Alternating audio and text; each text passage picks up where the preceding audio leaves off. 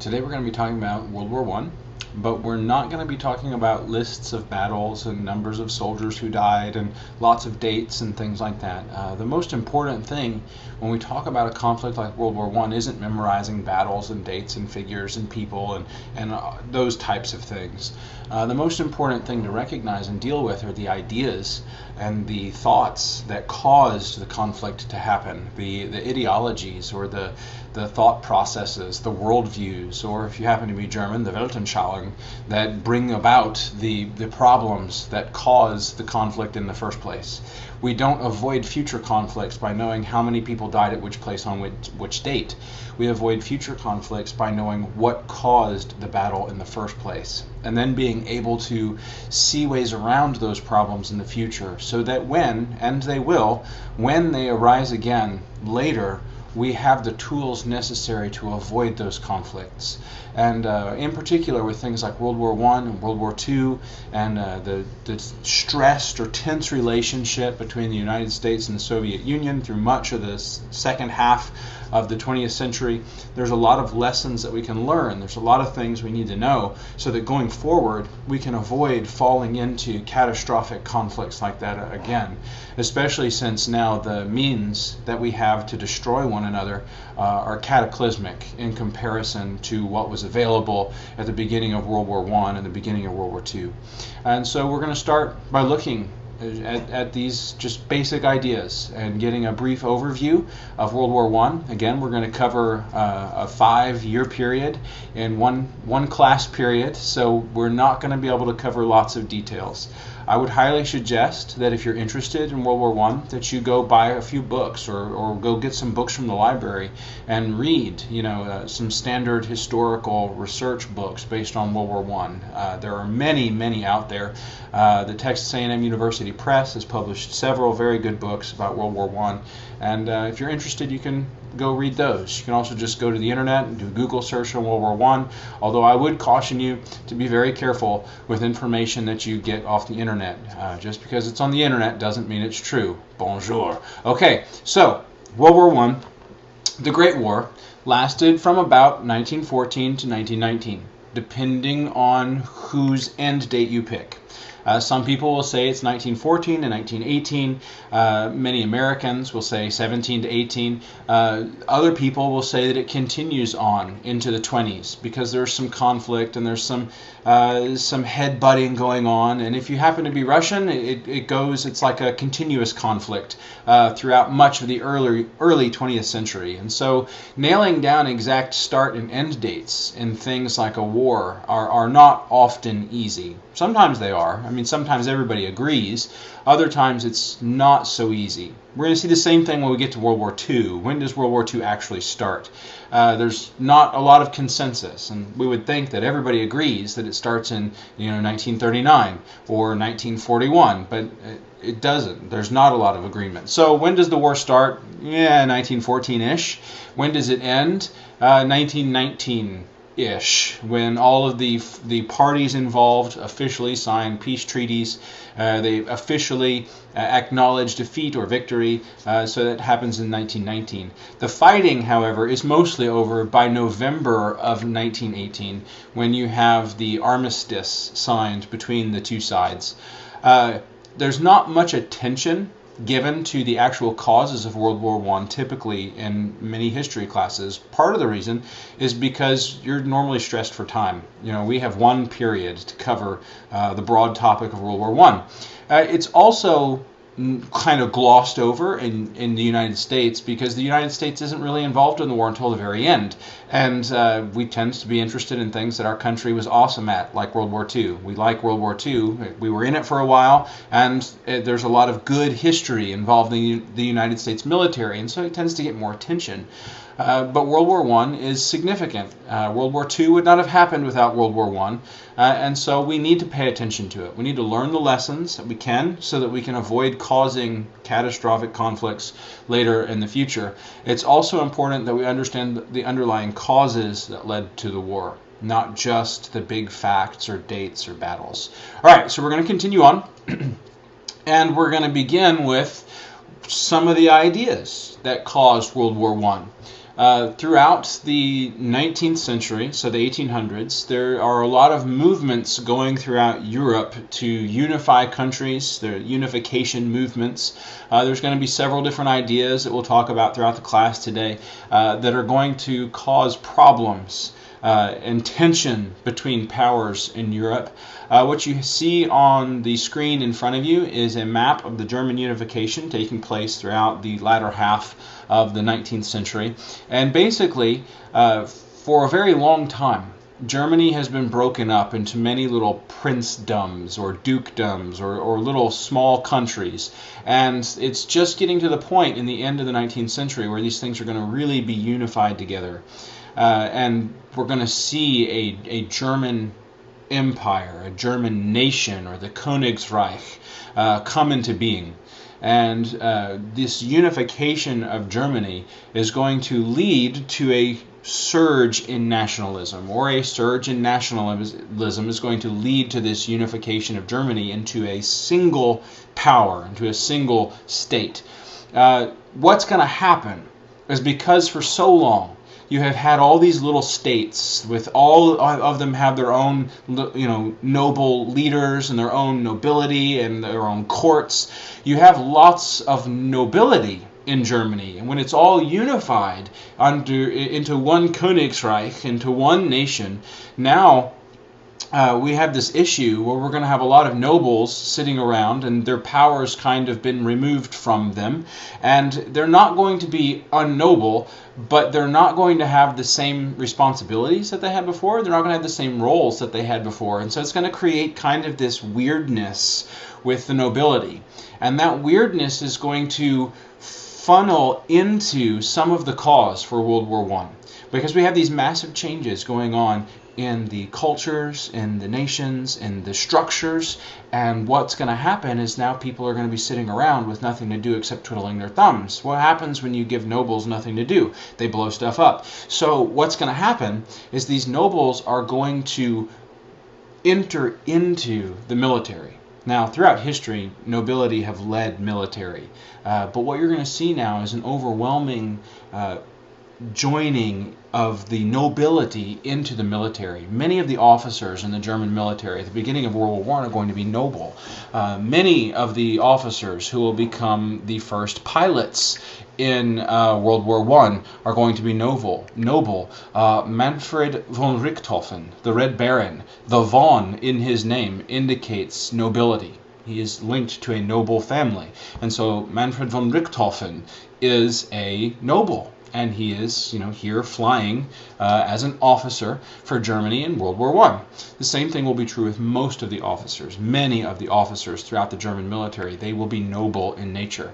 What you're going to see throughout World War I is the de-stratification of German society, where the nobility are going to be merged into the common populace, where being noble no longer makes you a leader. Being noble no longer makes you the officer. You're going to see common people begin to become officers, begin to become leaders, begin to fly aeroplanes and all the things that the nobility were doing. And so you're seeing actually the dethroning of the nobility through this process of World War I. It's going to be very stressful. It's going to be very difficult. And these stresses are going to not only lead to the cause of World War I, but they're actually, after the war, going to lead into some of the causes for World War II. So this unification, and now these nobles, without anything to be noble over, are going to cause some issues. Germany also is going to take part, after they kind of come together into this German Empire, they are going to begin taking part in the craze of the 19th century, imperialism and industrialization. And so what you're going to see throughout the world is nations all over, in particular European nations and the United States, you can't leave the United States out, in particular going to be going around and slicing up the globe and claiming them. These are ours, and these are our territories. Those are your territories, and much of the tension that will lead ultimately to World War I is going to be caused because of this imperialistic slant that all these nations are going to have. If you're going around the world creating territories, you have to have an army to go take the territories, to defend the territories. So it's going to cause a surge in military personnel. You have to have lots of raw materials. You have to get raw materials in order to make the things that you need to take the territories, to maintain the territories, to build up the territories. So you're going to need lots of raw materials. You're going to need, lots and lots of refined materials. You're going to need lots of, produced materials. And so it's going to lead to lots of competition, not only to find regions that are rich in materials, but to trade competition between various nations that are supplying those raw materials. It's going to lead to trade competitions and alliances in order to secure materials, refined materials, processed materials, different products, different military materiel. All the different things that go into running an empire are going to cause stresses between these different nations. And so that's going to be another thing that we need to consider. These various nations, in particular Germany and Russia, are going to begin massing soldiers to preserve their newfound power and territory. Germany, just being united in the 19th century, sees these nations round about it forming alliances, massing military personnel, and they're going to be very worried that they're going to lose all the progress that they've made. They're going to lose this brand new nation, and so they're going to bulk up their military to protect it. And so this surge in nationalism, this ideal that we are German, we're a German people, is going to play right into the causes of World War I. Also, the international politics going on here is very complicated. These are just some of the trade routes. You can see just the complicated spider's web of trade networks that are going on all over the world. You have nations trading with various nations and all of these different alliances and treaties that are being signed. In fact, oddly enough, what will draw Great Britain into the war is actually a treaty that they're going to sign in 1837 with Belgium. And so Belgium will call upon England, Great Britain, to honor this treaty from 1837 that now you're in 1914. Who would have thought that a treaty from almost 100 years ago that's signed in order to secure things like trade and mutual protection, 100 years ago, who would think that now that is going to draw you into a conflict in World War I? But it does. And that's because of this very, very delicate situation that is being created by these countries slicing up the world to claim as their own. You can see here, this is just an example of what we're talking about. This is Africa. Notice when you look at Africa, how no part of Africa is African except for Liberia and Ethiopia. And one of the reasons why those countries are remaining, Liberia in particular, is it's been a created country. It wasn't even there. It's a country that other powers came and made. But I mean, look at this. You have the Belgian Congo, the French Equatorial Africa. You have the German Southwest Africa, German East Africa. Here you're going to have, England down here in South Africa and Rhodesia, the British East Africa, Nigeria here, Egypt, Sudan, all with English influence, heavy English influence. You've got England over here in India. You have the Ottoman Empire, which is going to disappear after the end of World War I. This is the Islamic Empire. It's called Ottoman Empire because of the Ottoman Turks. But this is the Islamic Empire that we've been talking about all throughout history. Spreading across Africa up through Spain into Europe at some point, and now they're over here. Here's the Ottoman Empire, that Islamic Empire. But I mean, you look, and all of Europe has territory all through here. They just sliced Africa up, and they're all claiming little pieces of it, and that's going to be a huge source of conflict between these countries. The U.S. is taking part in these colonization efforts too. I mean, there's the Philippines, there's Hawaii, there's other territories that the United States is claiming. And in addition to that, the United States will issue in the early 19th century what is called the Monroe Doctrine, which basically says you guys can't slice up the Western Hemisphere. All you European nations, you stay over in Europe, you play with each other, but you come into our backyard, we're going to fight. So basically what the United States Monroe Doctrine says is Europe can go chop up the rest of the world, but But the Latin American countries and South America, the United States gets to chop those up. And so that, there's a lot of jockeying for position. There's a lot of new territories being formed, and there's a lot of power plays amongst these countries, protecting one another, taking advantage of one another through treaties, through, internal politics and various things like that that are going on. Alliances are being made again to assure raw materials, refined materials, finished products. Alliances are being made to assure equality in the eventual conflict that everybody knew was coming. At this point in history, when Europe is beginning to slice all these things up, nobody questions the fact that at some point there's going to be a war. Everybody thinks that.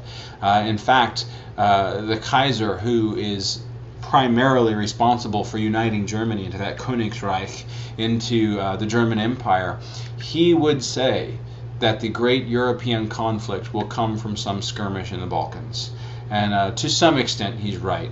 Not completely, as we'll see, but everybody knew that a conflict was coming. Everybody knew. Nobody knew when exactly, and nobody knew how it would come about, but everybody knew that it was coming, and they were terrified of how it was going to turn out. So lots of alliances. Turns out the alliances are going to be part of the problem, as we'll see in a little while. So here, another issue that's going to be pretty significant with World War I, and if you're taking notes, which you should be, you need to write down that industrialization is going to be a huge factor in World War I. You look at this screen, these are some of the products of industrialization. What's happening is that technology is advancing much more quickly than military theory. Technology is advancing much more quickly than military theory. And so you're going to have things like the aeroplane. And yes, when you're talking about World War I, you have to call it aeroplane. The aeroplane has been invented. The tank has been kind of invented. Kind of. The machine gun is being perfected. You have artillery tactics, artillery weapons, longer range artillery. Germany would be producing artillery guns that were capable of shelling Paris from Germany. I mean, just massive, massive artillery weapons that are being created. And what's going to happen is this industrialization, this ability to create mechanized things, is changing the face of war long before people are able to adopt tactics or put into place plans or protections to keep the world from being thrown into a terrible conflict like World War I. Airplanes are going to forever change the face of war as far as reconnaissance is concerned, as far as fighting is concerned, as far as military intelligence gathering is concerned, as far as battlefield tactics are concerned. You can get up in an airplane and you can survey an entire battlefield, and you can go back and you can tell commanders exactly where the enemy soldiers are, exactly how many there are, whereas before you always had to kind of guess. Now you're able to see all these things. You're able to fly over the enemy positions and drop bombs on them. It changes the way that war will be fought. The aeroplane is an incredible invention. And when the plane, actually the model that's on your screen, is the Sopwith Camel. It's actually the Sopwith Camel F1, but the Sopwith Camel is probably the best airplane in the war. What happened is some of the early planes were just comical in their design, and the British came along, and the British decided that we need an airplane that is as maneuverable as possible. And so what they did, the idea that they had, is the Sopwith Camel is actually a very short plane compared to many of the other planes, especially the Fokker planes that the Germans would develop. This is a very short plane. Their idea was to cram the engine, the gun, and the pilot as close together as possible, and then make the plane just long enough so that it wouldn't fall out of the sky. What they did with that design, it's actually quite ingenious, what they did with that design is they created a plane that was so maneuverable that some pilots claimed that when it's flying, they could turn it around in the length of the plane. So in the time it took the plane to travel one body length, they claimed they could spin it around. Now, of course, that's an exaggeration. Pilots do brag. But what you do have is the most maneuverable plane of the war. And the British, the Sopwith Camel, will down more aircraft than any other aeroplane in World War I. And it's also very dangerous to fly. Many of the people who die in a Sopwith Camel will die because they crash it. Because they have shortened the plane so much, if you're not careful with your rudder, you're just going to spin it out of control. It's like throwing a top out if you're not very careful with the rudder. Most pilots who are training in the Sopwith Camel will wind up killing themselves because they can't control the spin.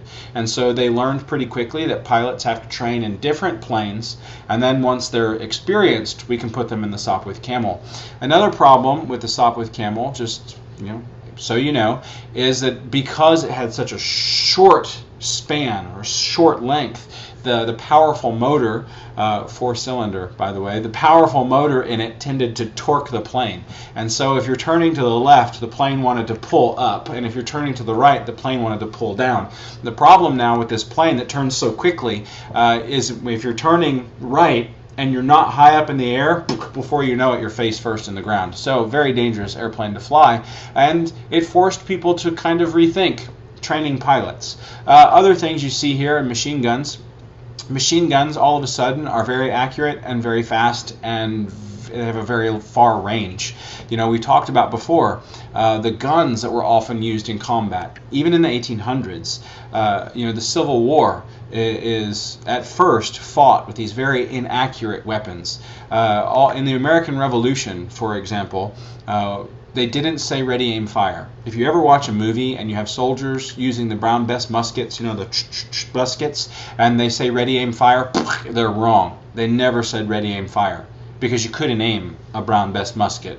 After about 8 feet, nobody knows where the bullet was going. And that's why you lined up all your soldiers and you stacked them together, you pointed all your guns in one direction, and you shot, and hopefully some of the bullets would go where they were supposed to. They said ready, level, fire, because you just pointed your gun in that direction and hopefully something good would happen. Well, all of a sudden now you have guns with no longer an 8-foot accuracy, but hundreds of yards accuracy. And so not only are they hundreds of yards accurate, but they're able to shoot hundreds of bullets. We go from one shot, maybe 2 every minute, to 100, a couple hundred every minute. It's unbelievable, the changes in technology. And so what we're going to see now is not only these machine guns, but these artillery cannons that are going to be able to hit accurately with almost pinpoint precision a target from 8 to 10 miles away. Towards the end of the war, it gets even further than that. And so everybody knew, looking at these different technologies, that the warfare was going to be catastrophic. And so sane people decided not to start it. However, unfortunately, there are lots of insane people in the world. And so World War I will eventually begin. Well, how do you make people insane? The thing to do is to get them riled up about some kind of an idea. Nationalism is going to be one of the primary causes of World War I. Nationalism is kind of a new idea going into the 18th century, some in the 17th century, most of the 18th century, where people are no longer loyal to leaders. They're no longer loyal to leaders, but they become loyal to nations. Nationalism is rising in the European countries that were once ruled by aristocratic leaders. You're having a change in government from aristocracies to more kind of democratic aristocracies where the people are becoming involved. You have things like the French Revolution that are going to oust the French aristocracy and kind of usher in, after you get done with the whole Napoleon debacle, kind of usher in types of democracies. And so what you're seeing is, instead of being loyal to individuals, like God Save the Queen, you're having people become loyal to nations. And what's going to happen as people are becoming loyal to nations and not leaders, people are figuring out that we don't need the leaders anymore. And so there are a number of revolutions that will take place and a number of unifications that will take place, which is why you can have the unification of Germany. Because all these people who live in all these little princedoms and duchies and dukedoms or whatever, they are no longer loyal to those leaders. They are beginning to see themselves as German. And once they begin to see themselves as German, well, I'm no longer Westphalian, I'm no longer Prussian, I'm no longer Hessian, I'm German. And I have a common relation with everybody else who is German, and we get together and we make our nation Germany. And now we get riled up into a fervor over our nationalistic spirit. The man in the corner of the screen, his name is Johann Gottfried Herder, and he will be one of the primary reasons why World War I happens. It's not actually his fault, but he's one of the primary reasons. He gets involved in something called Sturm und Drang, which is a movement in art and music which emphasizes raw emotionalism. You know, just getting people worked up into a frenzy. And what's going to happen is he's going to kind of translate that or transfer that in his preaching, he's a preacher, in his preaching into nationalistic ideals. In fact, he would say in one of his sermons that all human perfection is achieved at the national level. What does that mean? Well, it means the best things happen when people get together and work as a nation. Well, the people in Germany ate that up. People all over Europe were eating up similar ideas, put forward by people like Mr. Herder. And so what happens is people are developing these intensely nationalistic views, creating within the German people strong passions for Germany. Aristocratic leaders then will be losing their positions and being forced to take up positions within these new nationalistic empires. They too would be overcome to some extent with these concepts of national pride. And now you couple this new idea of nationalism along with this new idea of Darwinism, where you have races of people, which is completely and utterly stupid. There is no such thing as races within humanity. There is one race, the human race. There may be a wide variety of cultures. There may be a wide variety, of backgrounds, of different places where people are from. There's one race.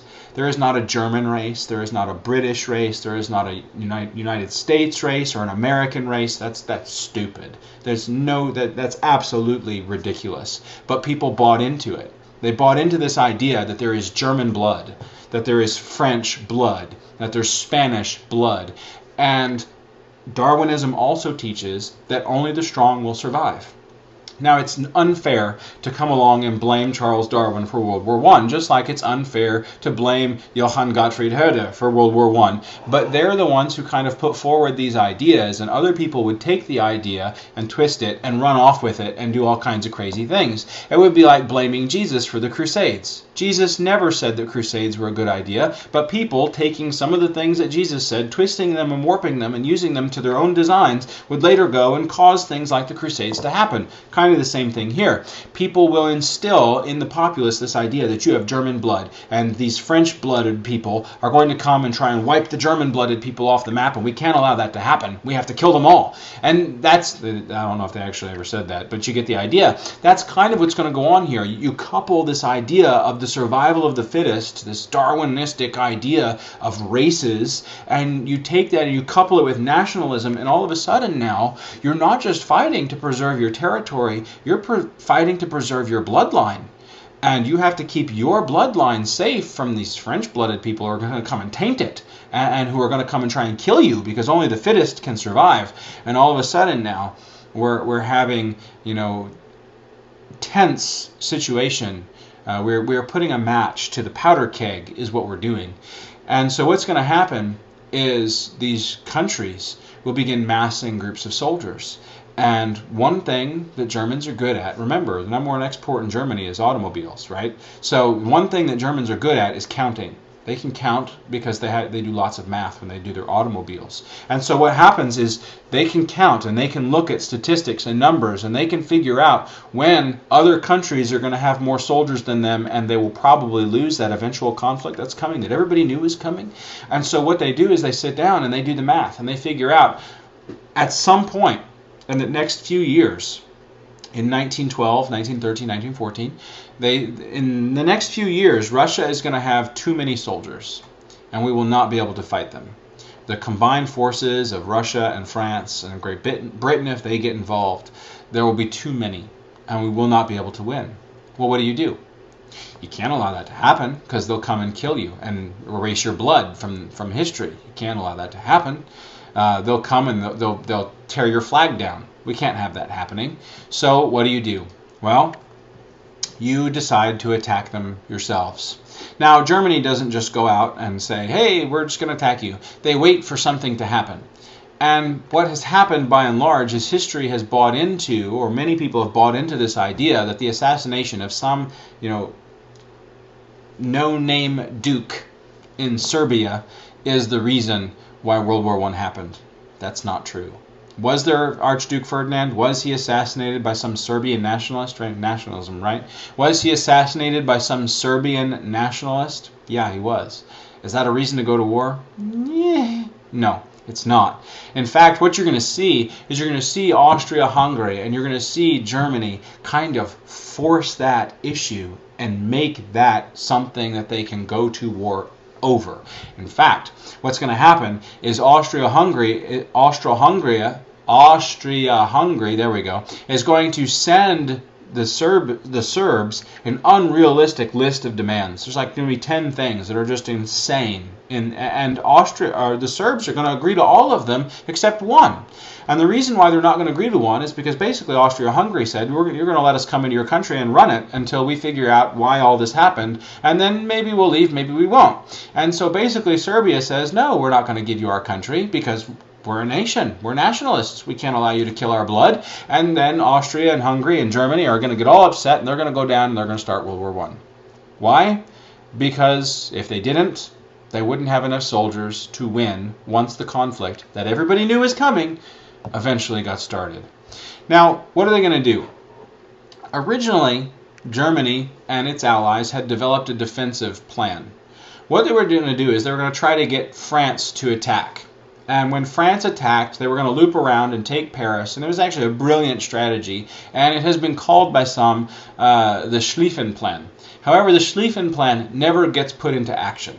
And you'll read many histories that will talk about Germany using the Schlieffen Plan, but actually they never did. And the reason why many of those histories claim that Germany used the Schlieffen Plan is because they were written by people who were on the side of the victors and not actually from Germany. And recently, once we've been able to look at some of the writings, especially of Mr. Schlieffen, or the Count Schlieffen, who is the reason why it's called the Schlieffen Plan, his idea was never for Germany to be doing the attacking, which is actually what happened. His idea was for Germany to play a defensive war, to draw France into conflict and then to counterattack from the flank and from the rear. And his plan was brilliant, probably would have worked. What Germany actually did is they took the Schlieffen Plan and they kind of modified it and changed it so that it was absolutely nothing like the plan that was originally proposed, in which they would attack France.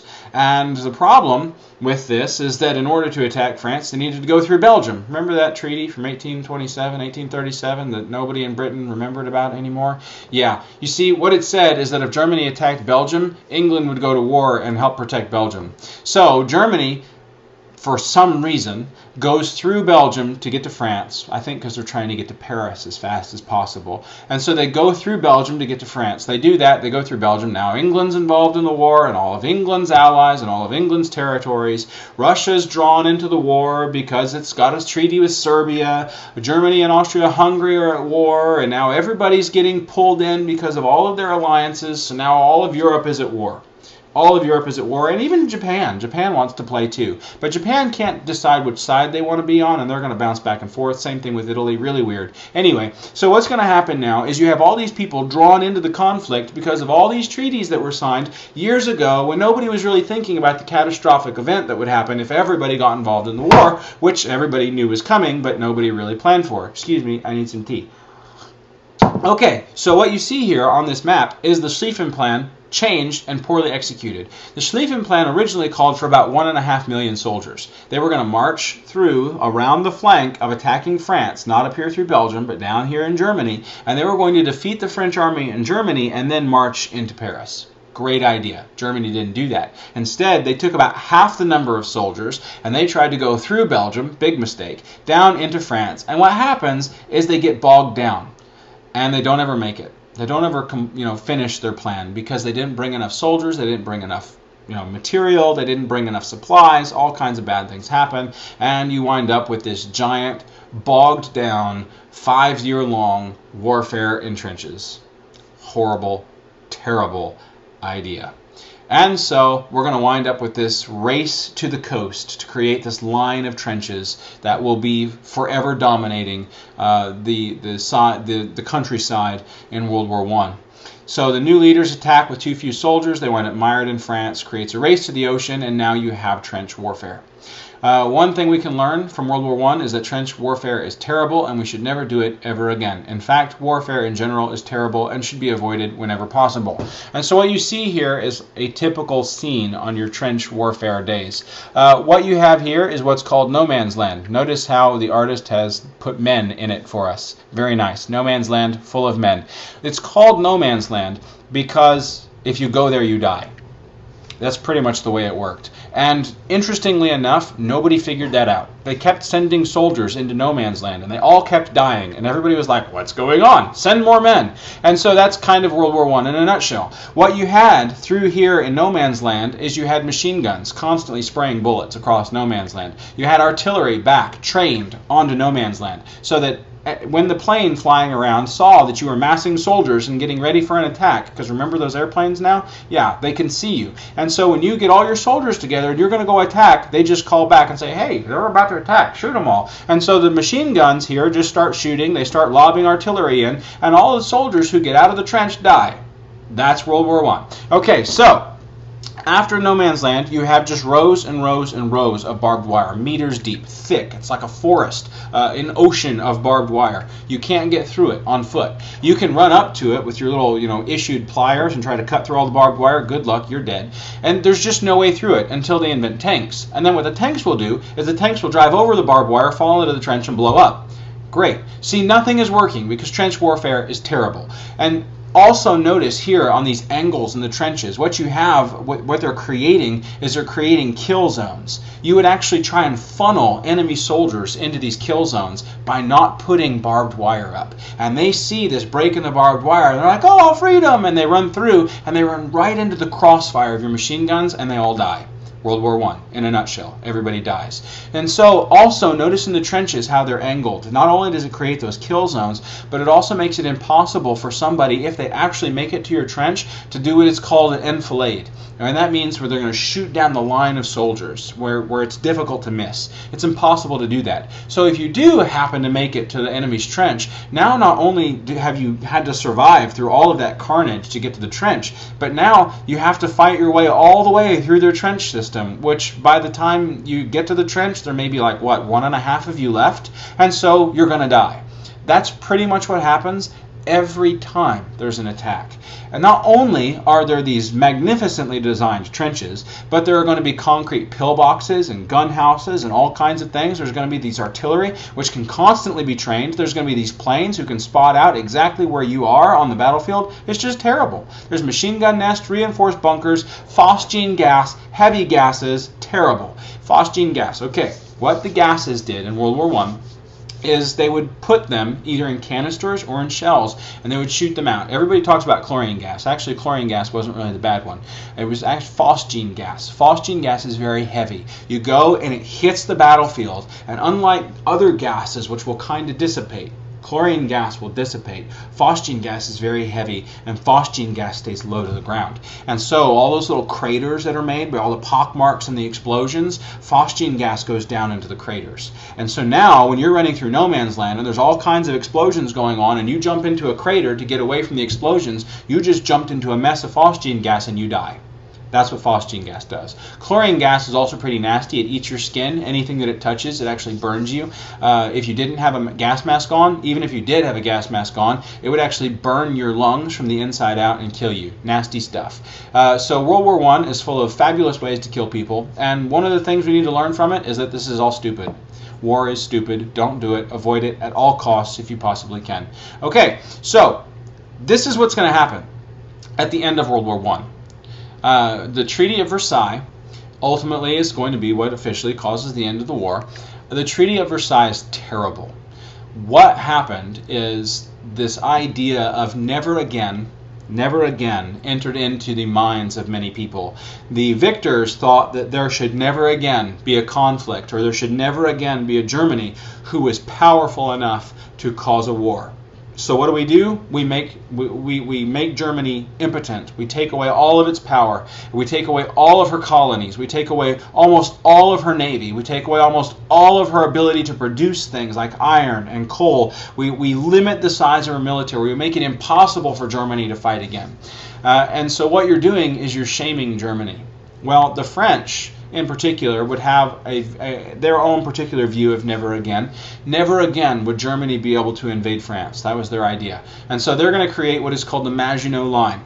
The Maginot Line. We'll talk more about that when we talk about World War II. But look at this giant green chunk right here. They figured that if we just take all of this away from Germany, or we demilitarize this giant green chunk so that they can't have soldiers there, and we take away this black, this Alsace-Lorraine right here, we're going to take it away from them. Then we've created this buffer here so that it's very difficult for Germany to attack us again. That was France's never again. Never again will Germany be able to attack France. England had a never again. Never again will England allow a conflict to begin in mainland Europe that will draw them in. So what's going to happen is France is going to begin this insane internal defense system, the Maginot Line. They're going to spend all kinds of resources on it, and it's going to actually weaken their country and make them very susceptible to the German attack in World War II. England is going to develop this policy where they will do anything at all costs to avoid conflict.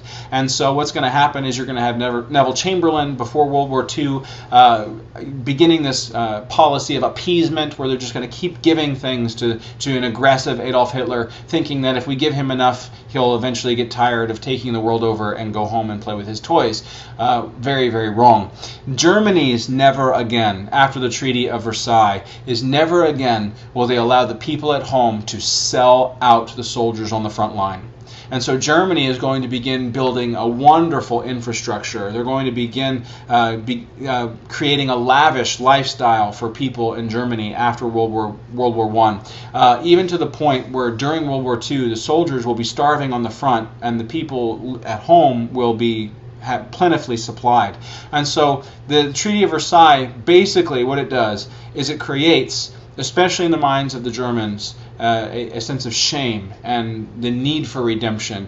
And it's the Treaty of Versailles that will actually give Adolf Hitler the power and the springboard that he needs to get his National Socialist Workers' Party going for World War II. And so basically the end of World War I causes World War II. And a very clever person one time said that World War II actually begins in November of 1918 with armistice and the signing of Versailles in 1919. And so again, far-reaching effects. The end of the First War sowed the seeds for the Second War. Now Russia is involved also. What's going to happen with Russia is the war goes terribly for Russia. Horribly for Russia from the get-go. It's like anything bad that could happen to Russia did. And so what's going to happen is Russia is going to go through a series of revolutions. There's going to be the February Revolution in 1917, and what's going to happen is a provisional government will be set up. Provisional government was very stupid. Instead of stopping what all the problems were, fighting in the war, not taking care of the populace when they were starving to death, the provisional government took over and said, we're going to keep doing all the things that the government before us was. Well, so then there was an October Revolution. And what happens when your first revolution doesn't work? Well, you start a second one that's even more extreme than the first one. That's how people like Vladimir Lenin and the Bolsheviks will come into power. The Bolsheviks will come and they will restructure Russian society completely. They'll get rid of the nobility, they'll get rid of the landowners, they're going to completely, reorganize the way that the country worked. So Russia, because it had failed to modernize its social structures, and the people were tired of starving, and they're tired of fighting in wars that seem to be dragging on forever and killing everybody, and they will begin two revolutions in 1917, and the second one will begin because the first one didn't stop the changes that the people were outraged over. So in the October Revolution, the extremists will take over. Sometimes it's called the Bolshevik Revolution. The extremists will take over, and this will lay the groundwork for what will eventually become the United Soviet Socialist Republic, the USSR, the good old CCCP. Russia is still reeling from the effects of these revolutions in World War I.